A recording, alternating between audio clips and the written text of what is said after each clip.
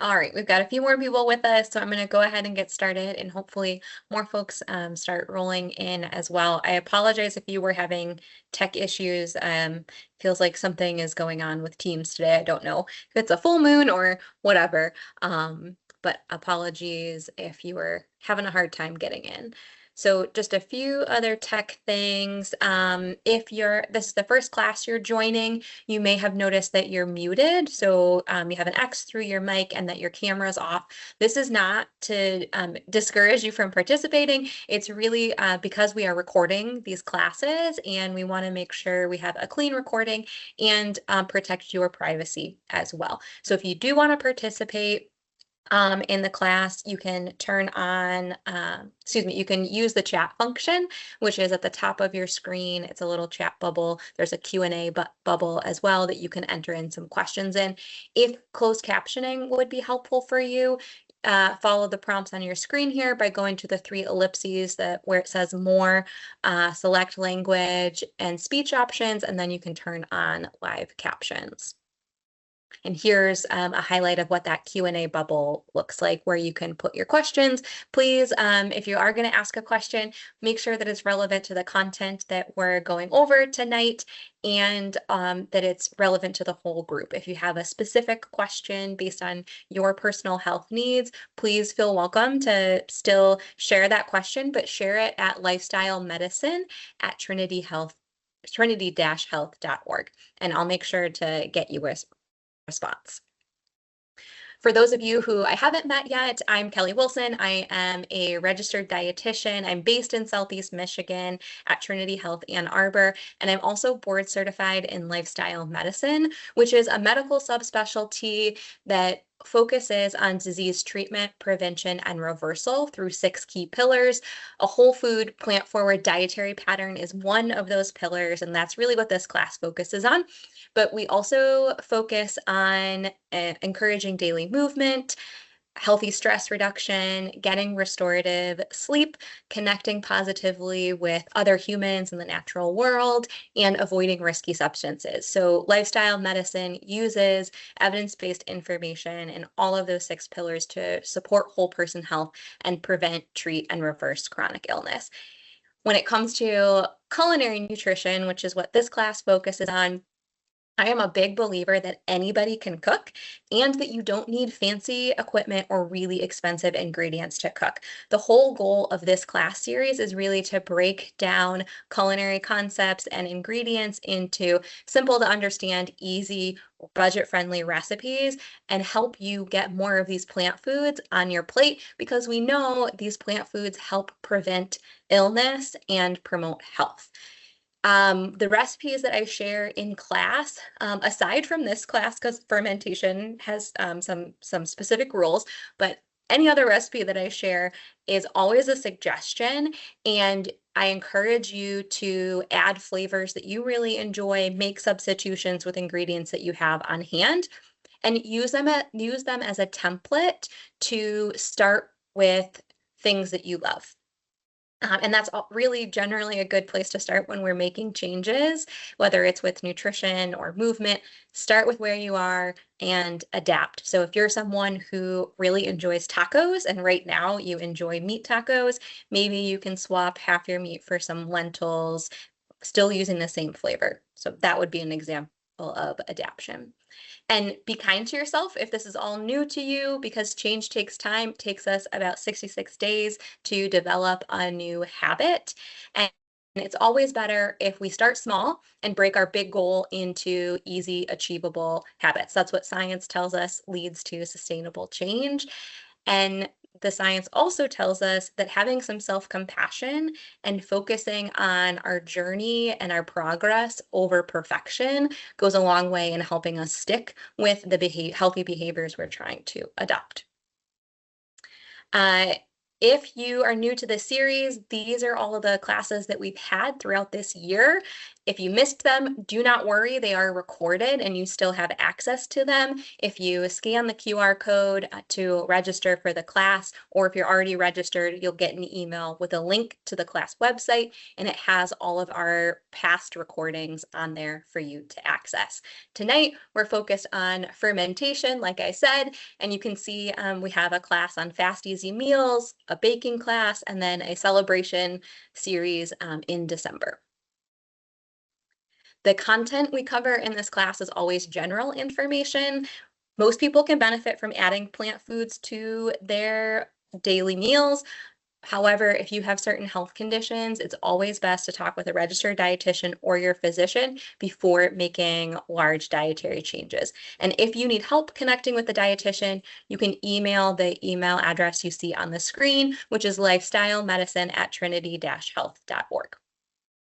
And finally, if you are a Trinity Health colleague and you want points towards keeping your health insurance premium low, email that lifestyle medicine email address I just shared, and you can get 250 points for every class you watch live or recorded. All right, so tonight, I said fermentation is the name of the game.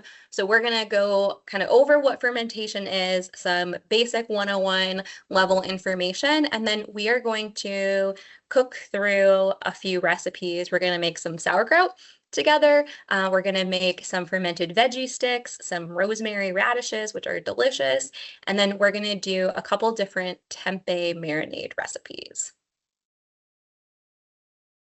So fermentation, what is this? Anyways, there are a lot of different types of fermentation, but the basic definition is a desired process. So this is something we want to have happen by which microbes present in our food, so these microbes might be bacteria, it might be fungus, it might be yeast, create physiological, so that could be like a texture change, and chemical changes, so like producing compounds like short chain fatty acids, for example, to a food. So a desired process by which microbes create physiological and chemical changes to a food. Now, some people will equate fermentation and pickling as kind of the same thing, and they're actually different processes. Sometimes people might say pickling when they mean fermentation, but often pickling is pouring an acid over a vegetable. So typically that's a vinegar. And in fermentation, we're using that bacteria or those microbes to create the acid. And a lot of beneficial compounds are created in that process that confer all the wonderful health benefits of fermented foods that we'll talk about in a second. Whereas when we're pickling and we're just using that vinegar, still a delicious way to eat some veggies and preserve them, but we're not getting that microbial activity that has all of the wonderful health benefits associated with it. So keep that in mind when you're reading labels or you're looking at recipes. So why might we want to ferment? One, it's fun. It's like little science experiments in your kitchen. But historically, it's been a really important way to preserve food. There are some records saying that humans have been using fermentation to preserve food for over 6,000 years. So we've been at this for a long time, and every culture around the world has a history of some type of traditional fermented food. So food preservation is one way. And we're doing this class this time of year because September, if you're in the Midwest like I am, is a bountiful harvest season. There's a lot of food coming out of gardens right now. It's a great time to be storing some away for the winter months. It's also a really great way to help develop flavor in a dish. So when we ferment foods, the bacteria, the changes that they make to the vegetable, that fermentation process creates some additional compounds that have more savory or umami flavor profiles. So we get a fermented cabbage is a very different flavor profile than a fresh cabbage. And then there's all of the wonderful health benefits. You might be familiar with the microbes in fermented food, improving our microbiome diversity. So we get good bacteria from the fermented foods that helps increase the population of good bacteria in our gastrointestinal system, which has a whole host of health benefits, like improving immunity, decreasing inflammation, and ensuring that we have proper digestion and bowel movements. Outside of those benefits, we can our fermented foods are a source of short chain fatty acids. In the fermentation process, short chain fatty acids are created. Those short chain fatty acids also help to decrease inflammation, particularly neurological inflammation. So eating fermented foods may help with staving off cognitive decline and protecting our brain health.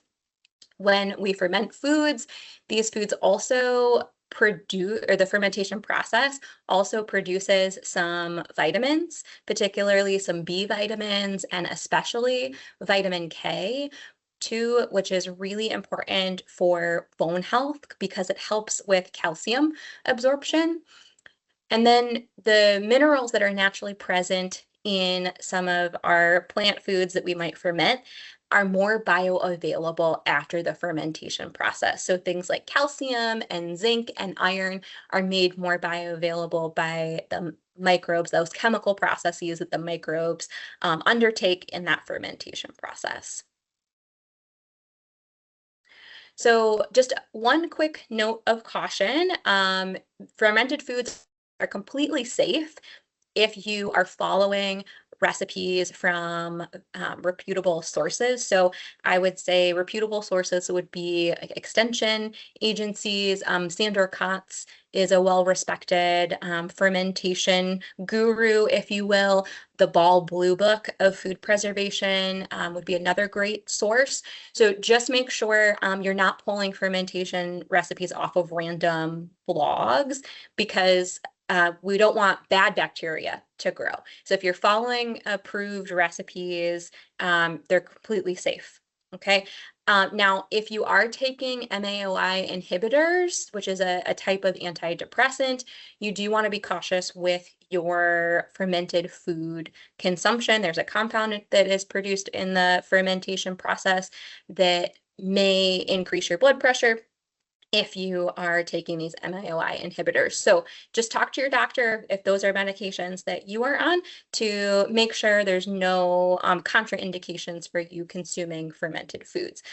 Also, if you are someone who is managing IBS through doing a low FODMAP elimination diet, you want to talk with your dietitian about how to add fermented foods into your meal plan, because in the fermentation process, some of these long chain fermentable carbohydrates that we remove in the low FODMAP process actually increase in the fermentation process. So those would be a high FODMAP food, and you want to probably mitigate your consumption of those to potentially avoid any flare-ups. So that, again, that's only for folks who are following a low FODMAP diet, and I encourage you to speak with your dietitian that you're working on that diet with to talk to them about how to best incorporate these foods. And then finally, if you are pregnant, you want to be cautious with fermented beverages like kombucha, especially if you're making them at home. The ones that are sold in the store are under 0.05% alcohol content. That's the level they have to be at in order to be sold in the grocery store as non-alcoholic. However, we don't have all of the same controls and measurement tools in our home kitchen, and the fermentation process with kombucha can produce ethanol or alcohol. So if you're pregnant, that's something you just want to be cautious of. All right. I talked about fermented foods being a part of our history as humans for thousands of years, and then almost every culture has a traditionally fermented food. And I know this image is a little bit small on the screen, but I just wanted to show you some examples of these, and then I'll do a quick show and tell in real life with some products I brought from home. So grains, some of the fermented foods we get from grains besides beer are injera. So this is a traditional Ethiopian bread made from fermented teff. Dairy products, you're probably very familiar with yogurt. That is a traditionally fermented food. Kefir, which is a drinkable yogurt drink, be another example here. There are a whole wide range of fermented fish pastes and ingredients in that category. Legumes, we're going to talk about tempeh tonight. So that's a fermented soybean product. And then sugar you see here on the screen, that's mostly beverages. So we've got that kombucha, which is a fermented tea drink, and wine, which I'm sure you're all very familiar with. And then we can also ferment fruit to make beverages. And you can see a couple examples of those on the screen here.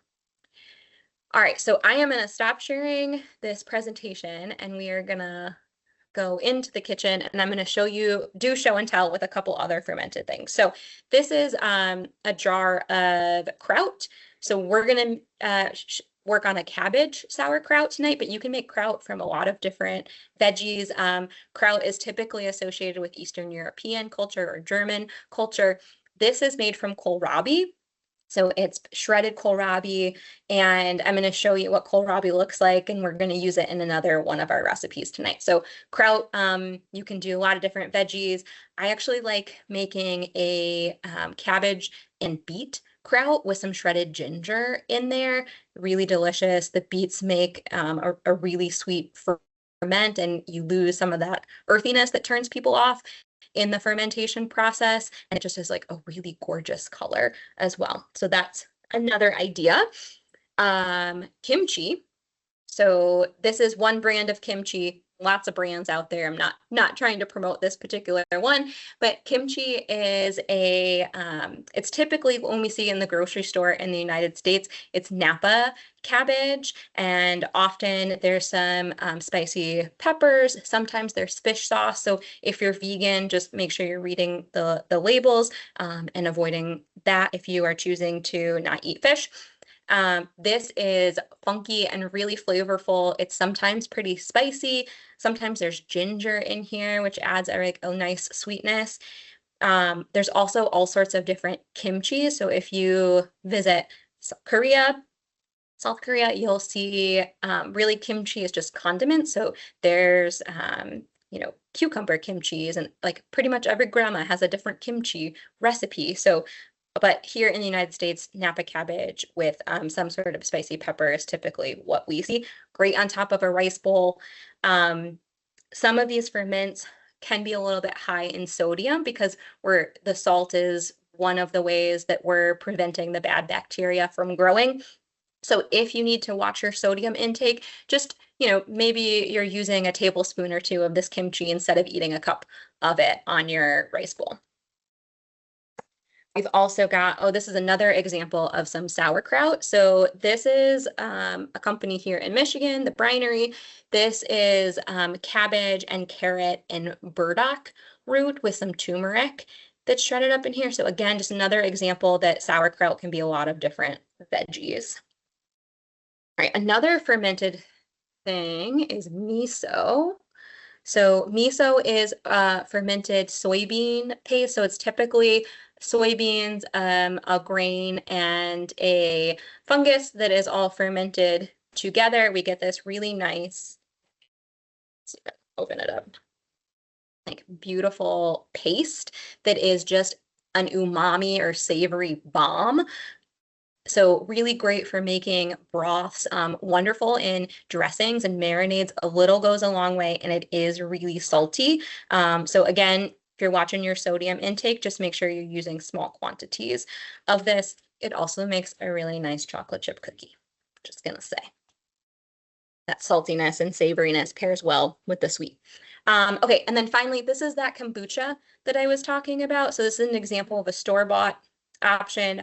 Kombucha is brewed sweet tea that you add this symbiotic colony of bacteria and yeast to, and then you let it ferment for a week, and that symbiotic colony of bacteria and yeast convert the sugars into, there's a little bit of alcohol that's produced in that process, but we're also concentrating the phenolic compounds that are in the tea, the black tea or the green tea that we're using, and we're getting some healthy probiotics from consuming this. So there can be a lot of sugar in the store-bought varieties of this. So just make sure, again, like always, you're reading the labels and you're looking for the added sugar. So this on here, there's 12 grams of sugar, 3 grams of which is added for this whole bottle. So this is one of the lower sugar options out there.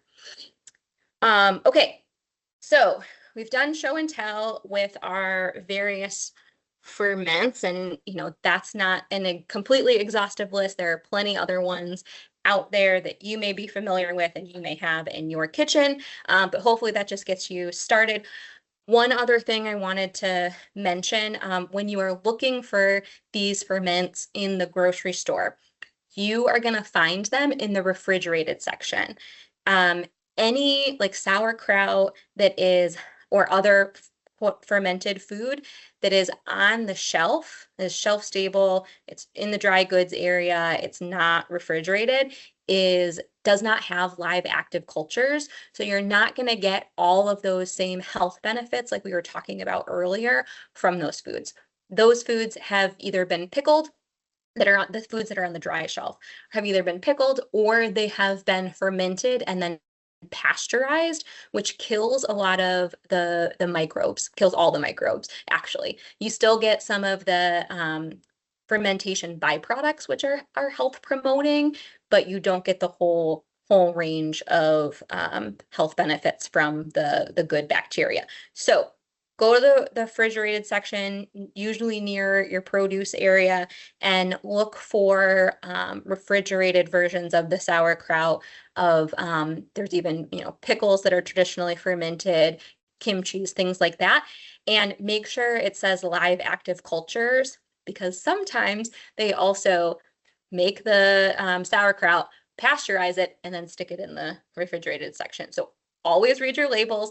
Look for the phrase live active cultures to make sure you're getting the ferment with all the benefits. Now, if you don't want to do the work of reading labels in the grocery store, you can make your own fermented food, and it's really not as scary as it might seem. And it's also kind of fun. So some things that you would want to have on hand to help you ferment. You want a scale. So this is just a really basic kitchen scale that you can find at most kitchen stores or online. Fairly inexpensive. I think this was maybe $15. And we want a scale because when we're making brine solutions for our ferments, we're usually creating a ratio of, we're using a ratio of salt to weight of vegetables. So we're needing to weigh out our veggies and weigh out our salt to make sure we have the correct ratio of salt to ensure that we just get good bacteria, and our bad bacteria that might spoil the ferment and or make us sick aren't going to be present. So kitchen scale, really helpful. Another tool, so this is a glass mason jar. This is a quart-sized jar. You could vary the size, but you want some sort of glass or ceramic fermentation vessel. If you really get into it, there are really giant fermentation crocks that if you want to make 5 gallons of kimchi, that's the direction you want to go. But if you're just starting out, grab a couple mason jars, glass. We're choosing glass and ceramic because they're non-reactive. Metal, there's reactions with the bacteria and actually decreases the fermentation process. And so we want to remove any competing things and make sure we've just got glass or ceramic. You'll see that instead of the typical flat top to the jar, I've got this kind of little like nipple lid. This is for putting on top. It's a silicone and it won't touch the ferment, but I put it on top, and then I can pinch it and there's a little slit. That's how I burp the jar. So in the fermentation process, a lot of gases are created and we don't want our jar to explode. And so first, you're not going to put this lid on super tight, but you also want some of these burping lids so that you can, every couple days or so in the fermentation process, just burp and kind of off gas your lovely ferment. Some other things we want. These are glass weights. These particular ones are sized for fitting in a wide mouth mason jar. Depending on the fermentation vessel that you are going to use, you might need a different weight. When I've fermented in a big crock, I've used a plate with a rock or a brick on top of it. So, and the reason why we want these or some type of other weight is to keep our vegetables submerged in our brine solution. We want an anaerobic, so no oxygen environment to ensure that we're not creating a host environment for the bad bacteria. So our bad bacteria like oxygen, our good bacteria that are conferring our health benefits like that anaerobic environment. This helps us keep all of our veggies underneath the brine. So we get good bacteria only. And then last but not least, not totally necessary, but a very helpful tool. This is a tamper. And you can see this is sized for fitting into a glass mason jar. This helps with pressing down, compressing all your veggies into your jar and getting rid of any air bubbles, air gaps, and making sure that your veggies are submerged under the brine before you put that weight on top. Okay, and we'll use this with the sauerkraut recipe so you can see that in action. Okay, let's ferment some things. So like I said, when I started class, technology wasn't really working for me. So I'm going to just tilt my camera down on my computer. I don't have my other view today, so I apologize for that. But I think you should still be able to see my cutting board. All right, so we're going to do a rosemary shallot radish, which is such a yummy recipe for using on top of tacos, just eating as a snack, garnishing hummus plates. It's also really beautiful. We're going to start with radishes. Okay, we have 1 pound of radishes and we're leaving the skins on. So I mentioned that fermentation is our bacteria and yeast kind of working on this vegetable and transforming it physically and chemically. The peel is where a lot of that bacteria and yeast live. And so I want to wash my veggies. I don't want to use dirty veggies, but I want to leave that peel on so I'm still getting some of that bacteria. So to prepare my radishes for this recipe, I'm going to trim off the little root hair ends, and I'm going to trim off the stem end. Then I'm going to thinly slice it by keeping my tip of my chef knife on the cutting board, and I'm going to make this nice rocking motion as I'm thinly slicing. So these are maybe like a couple millimeters thick, okay? You can also use a mandolin that is this right here. It'll make the job go by so much faster. So that would look like this. So you still want to trim it. And this one, we adjust the thickness by turning the dial on the bottom, and I want to make this pretty thin. So I'm going to just do this back and forth over the blade, and then I get really paper thin slices. This is my preferred method just because it's a little bit more efficient and you've got 1 pound of radishes, but not everybody has one in their kitchen. It's not expensive. It's about $30 for one of these. You do want to be very careful of the blade because these blades are very sharp. So if you are going to choose to use one, sometimes they come with a cut glove, which is like a chainmail glove. So you can kind of pretend your hand is like a medieval knight, and you can protect yourself that way. Some of them have guards that you can use to go back and forth over. So just be cautious of the blade. They're a great tool. Don't be scared of using them. Just, have a healthy respect. All right, so we've got our 1 pound of radishes. We've got our quart mason jar. So a quart is 4 cups. or 32 ounces. And we're going to take our, well, first of all, I've got to prepare another ingredient. I'm sorry. There's shallots in here, which is part of what makes it so delicious. So a shallot, very similar to an onion.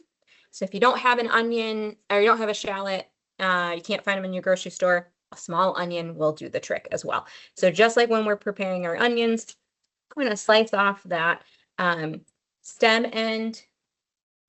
I am going to slice it. Actually, you know what? I want rings here. So, well, I'm going to slice it in half. So I'm going to slice it in half from the root hairs down towards that stem end, and I'm going to peel off the papery bits. Going down a layer past the papery bits kind of helps get those off a little bit easier. So I'm just going to do that. And our recipe calls for 1 shallot. So this would be about 1 medium shallot by the time we're done peeling this extra layer off. That's about what we want. Okay, and now I'm going to thinly slice it, similar thickness to my radishes,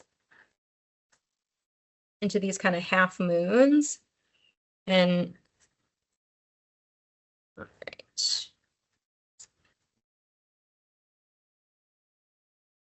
So the shallots have a slightly more delicate flavor than the onions, but I have made this recipe both with shallot and with like a yellow and a white onion, and I think it's pretty much the same either way. It's just if you want to feel a little fancy, you go shallot. All right, so now that we've got our shallot, I'm gonna add in a handful of the radishes, sprinkle in some of the shallots. We're just kind of layering these ingredients here. Okay. And I said that these are rosemary shallot radishes. So I'm going to tuck a couple sprigs of rosemary in here before I get too far. So I've got 4 sprigs of, this is fresh rosemary. If you have, I like using the sprigs as opposed to like a dried rosemary because then I can easily pull it out and I don't have little rosemary pieces that are hard to chew stuck all over the radishes. All right, so now I'm gonna keep layering with my radishes, and I'm gonna have to kind of push them down a little bit to get everything to fit in here. So that's where, having clean hands is really important because you don't want to introduce any bad bacteria to your ferment. So always make sure that all the tools, including your hands, which is a very helpful tool, are clean before you start this process. Okay, so you're just going to keep going, keep packing until all of your ingredients are used up. We'll top off with the rest of our radishes, or our, what are these, shallots. And last but not least, we need to add in our brine solution. So to make our brine solution, we used 15 grams or a tablespoon of salt. And I'm using like a kosher salt, so not iodized salt. The iodine interferes with the fermentation process, so we want to use like a kosher or a pickling salt. And then I'm using distilled water because here at the hospital we have city water, and that is it has chlorine and fluoride in it, both of which aren't problematic for us to use as drinking water, but they do interfere with the bacteria's ability to do their fermentation work. So I'm using distilled water for the brine. So I've got 500 milliliters, which is about 2 cups of water, and 15 grams or about a tablespoon of salt that has been dissolved in that water. And I'm pouring it over top of my jar of veggies. Okay. And I'm just going, I don't have to use all of this. Really, it's just the concentration of the solution that's important. So I just want to make sure, and I put a little too much in here. I just want to make sure I've got enough room to be able to stick my weight in without it overflowing. So I'm going to pour off some water, and my weight can keep the veggies submerged. So I'm pressing that weight in here, kind of pressing everything down. And now I'm going to put my burp lid on and loosely tighten. So not all the way down, loosely my veggies, and it looks like I poured off a little. No, no, we're good. Okay, there we go. All right, so recipe 1 down, there's your rosemary and shallot radishes. You set this in a 65 to 72 degree, very, very precise temperature room for about 10 to 14 days. As it ferments, it'll get a little cloudy. Wait until it clears back up. So about that 10 to 14 day range is about when it starts to clear up. It'll get bubbly, that's fine. Just burp it every couple days and you'll have a beautiful, tasty taco topping, rice bowl topping, snack. This is really great on a sandwich too, in just 2 weeks. All right, so our next recipe, we are gonna do some fermented veggie sticks. So similarly, we are going to start with our quart mason jar, and we are going to use kohlrabi, and we are going to use carrots to cut them into veggie sticks. So I'm going to show you how I got from here to here and here. So the kohlrabi is in the brassica family, so the cabbage family, and it usually has like kale-like leaves on top of it, but I took those off. This is kind of the bulb. It's a swollen stem. So it has a very similar flavor to broccoli stem. It's a little bit milder and sweeter than that. It is a delicious ferment. It's also really tasty raw as a like stick veggie for dipping in hummus. You can roast it too, but my favorite is raw. Or in our summer classes, we did a recipe with kohlrabi and carrots, a raw kohlrabi and carrot slaw that was quite delicious. So I want to trim off these stem ends and this root end. Okay, and then remember, whenever we're working with rounded things and we're cutting, we want to get to that stable surface. So I've got my stable surface now. I'm cutting the kohlrabi in half and getting kind of this half moon shape. And I want to get in sticks, so I'm going to slice it probably about in thirds. And then I'm going to flip these over and slice it probably in about thirds again. So then I get my little sticks like that, okay? So setting those aside for my carrot. So I peeled the kohlrabi because the kohlrabi skin is a little tough. And I know I said we don't peel because we want the bacteria, so we're not going to peel our carrot. We did wash our carrot, we're not going to peel it, but we need to still get it into our sticks like this. So I'm going to trim off both ends. And I want my carrots to be about the same size. So this is probably about cutting this long piece in half. I'm going to cut it in half. This section's large. So to get to about the same size sticks, I'm probably going to have to cut this in quarters. Whereas the smaller end, I'll probably just cut in half. And then I'm getting my same size pieces. Okay, so now this one, pretty basic. It is just our veggies and our brine. You can add cumin to this if you like cumin seed. You could add some peppercorns here if you like that. Any different herbs that you think would be tasty in this, go for it. You can add that in, maybe some dill. So I'm taking my sticks of kohlrabi. I'm just going to kind of place them in the jar. I like angling it. It makes it a little bit easier to me to pack. And then I'm going to throw some carrots in there too. So I'm just kind of varying because I cut 1 pound of carrots and 1 pound of kohlrabi. And this is actually going to fill 2 mason jars probably. But I want a little bit of carrot and kohlrabi in both jars. So I'm going to just kind of disperse them a little bit. pack that in here. One of the cool things about fermentation, there are many cool things, but in the fermentation process, we actually create higher concentrations of some of the beneficial compounds that are already present in these raw veggies. So for example, veggies in the brassica family, so that would be cabbage or kohlrabi, kale, broccoli, they have a compound called sulforaphane. And the fermentation process, well, they have a precursor to it.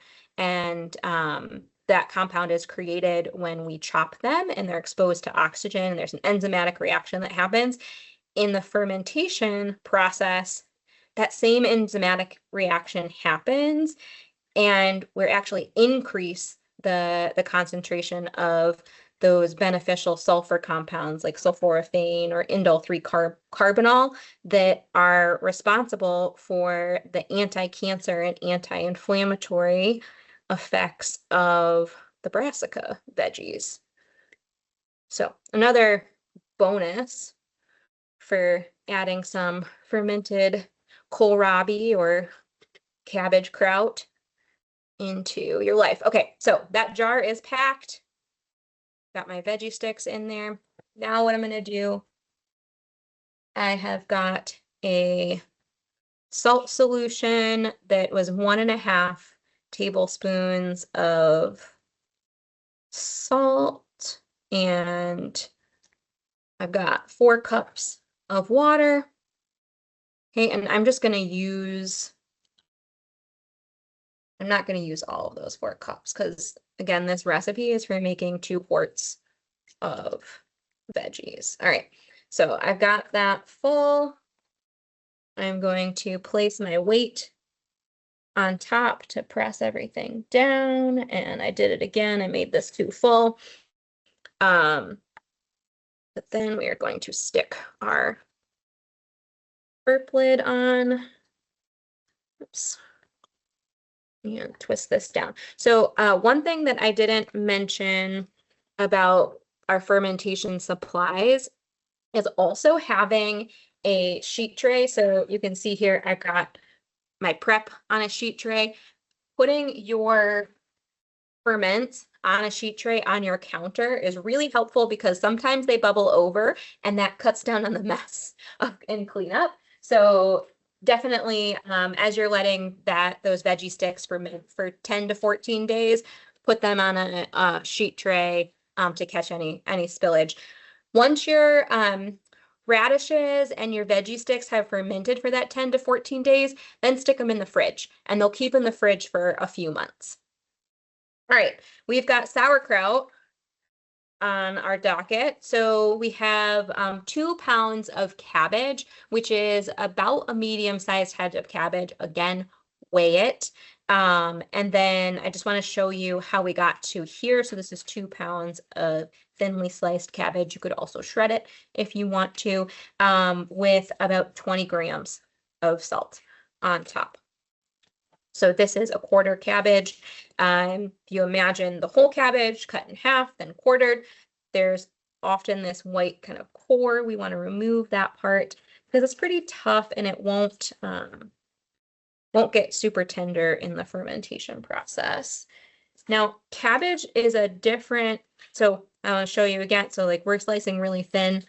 Go kind of in pieces. So this is a kind of about, think about like coleslaw. That's sort of the value you want. If you have a food processor that has a shredding blade on it, that can be really helpful here to get you quickly to your cabbage. All right, so we've got that.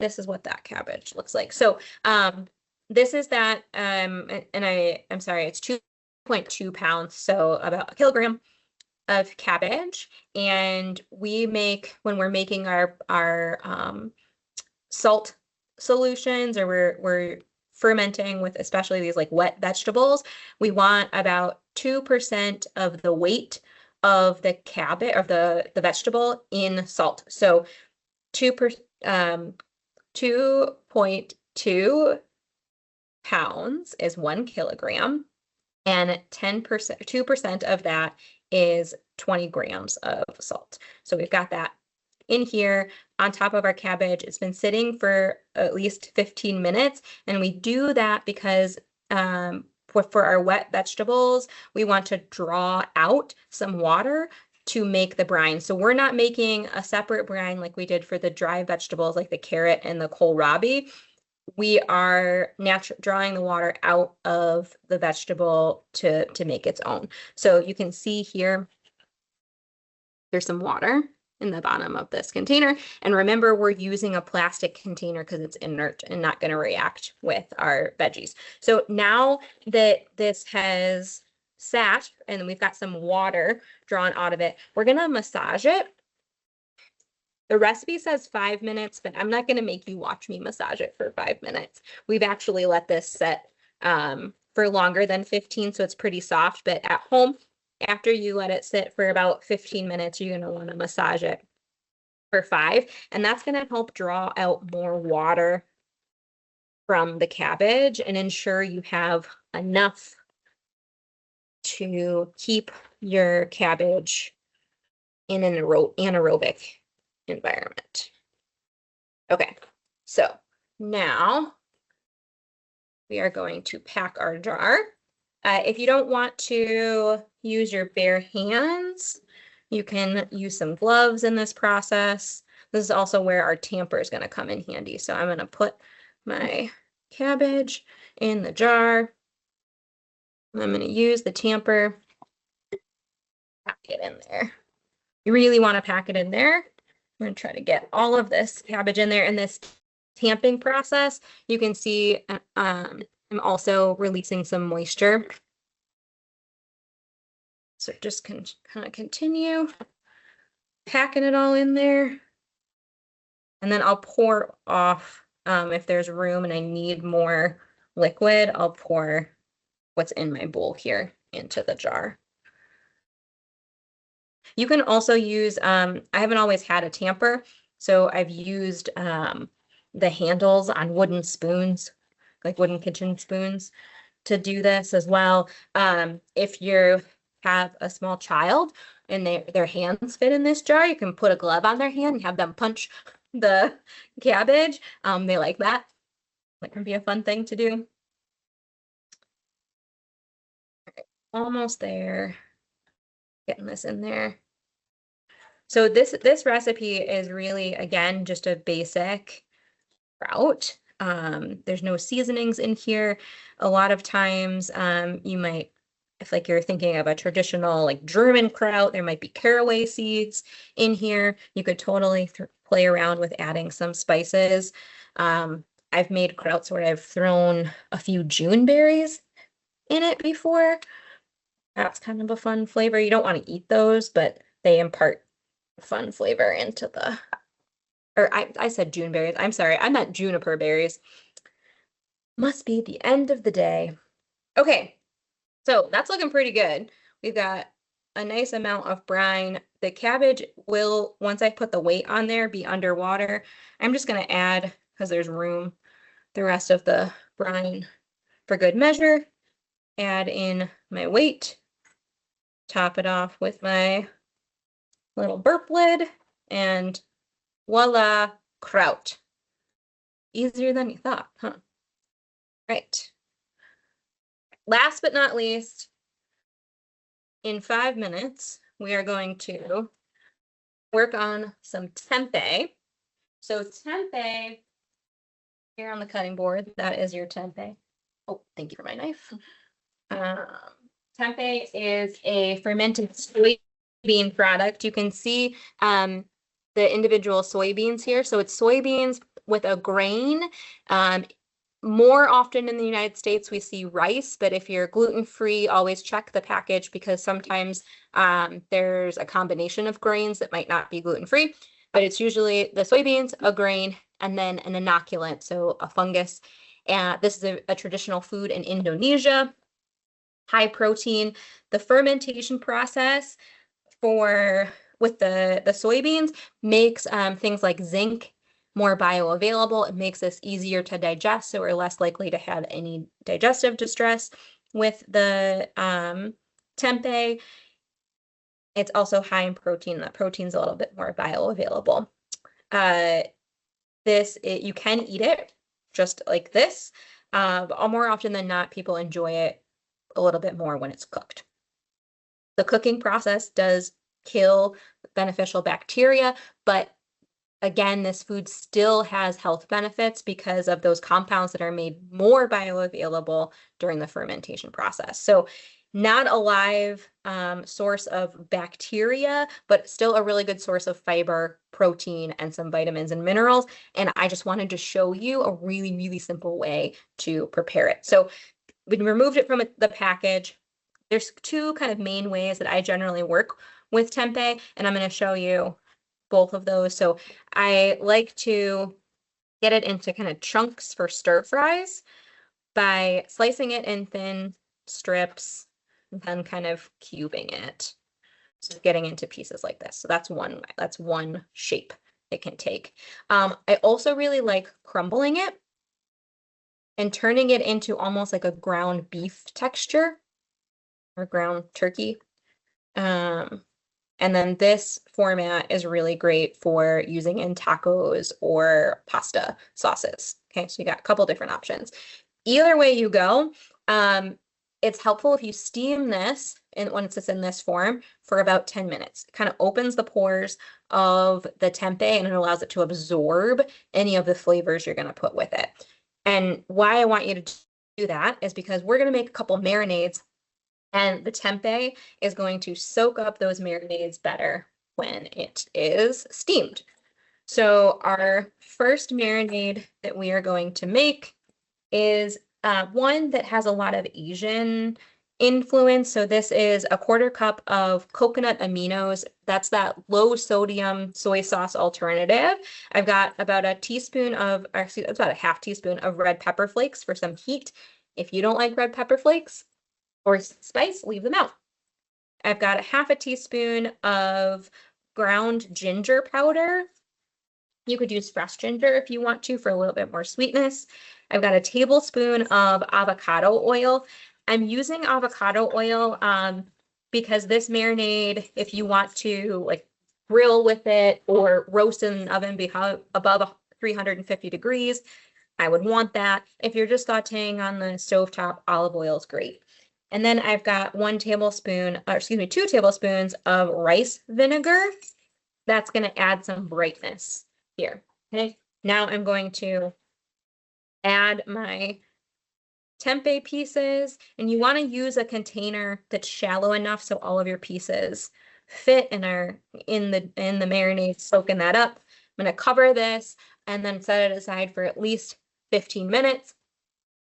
I roast it or saute it in a pan, and this is what it looks like when I'm done. This is beautiful on top of some brown rice or some quinoa with some steamed broccoli or some other veggies on the side. And it's a really fast way to make a really delicious protein. You let your tempeh soak while you're making your rice and you're prepping your other veggies, and you've got dinner in less than half an hour. Another option for a marinade would be if we want to do like a Tex-Mex style situation, we can do a 1/4 cup of olive oil or avocado oil. You got a tablespoon of maple syrup for just a touch of sweetness. A teaspoon of onion powder, a 1/2 teaspoon or about 2 cloves of garlic powder, a 1/2 teaspoon of smoked paprika for kind of smokiness. And then we've got some cumin, 1/2 teaspoon of cumin, 1/2 teaspoon of chili powder going in there. And then for that brightness, always like to have an ingredient that adds some kind of brightness and zing to a recipe. We are going to use a 1/4 cup of lime juice. Okay. Now I'm just mixing that all together.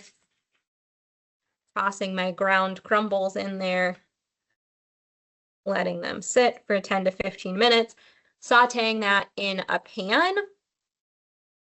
And I have like a taco filling that's really flavorful, really delicious, really fast and easy. The website, when I publish the recipes, will have both of those, and then also an Italian seasoning one, which is really yummy on top of salads, rice bowls, or again, if you wanted to do more of a traditional pasta dish, that Italian marinade would be great for that. I've got two quick other things to share back on the presentation, so I'm going to share my screen again real quick. So wanted to make sure everybody knew that in addition to this class, our team, my wonderful colleagues teach a whole variety of lifestyle medicine classes. If you're in Michigan, these classes are virtual as well, and anybody can join from anywhere in Michigan. We do bill insurance for these classes, so a little bit different than this class, which is free. So just make sure to check with your insurance that your insurance covers medical nutrition therapy. If you have questions, you can call the number on the screen here or go to our website, which is also on the screen. But all of these classes focus on all of the pillars of lifestyle medicine, not just nutrition, and really help empower you with not only the science behind each of these pillars, but actionable, practical tools and steps for implementing that knowledge into everyday life. You get weekly support emails and then access to a website that has additional resources beyond the class content. We have a general class that are Foundations of Lifestyle Medicine, and then we have condition-specific classes. We have a menopause class that's starting on the 16th, an oncology survivorship class that begins October 1st, and then an IBS class that starts later in September on September 24th. So if any of those sound interesting to you, please feel free to reach out to us at that phone number or through our website, and we'd be happy to get you some more information. And then finally, just another reminder, if you are a Trinity Health colleague and you want those points towards keeping your insurance premium low, please email lifestylemedicine@trinity-health.org and we will get you those points. All right. With that, and 1 minute to spare, I want to thank you all for joining me tonight and hanging out in the kitchen talking about ferments. This is something that's near and dear to my heart. They're a lot of fun, and I hope you feel less intimidated by them, are excited to maybe grab some from the grocery store or give preparing them at home a try with some of the recipes from this class. The recipes will be posted in a couple of days, and I'll send out an email with the recipes and the recording within the next week. And until then, until next month when we talk about fast, easy meals, I hope you all take good care and enjoy some tasty meals. Happy cooking.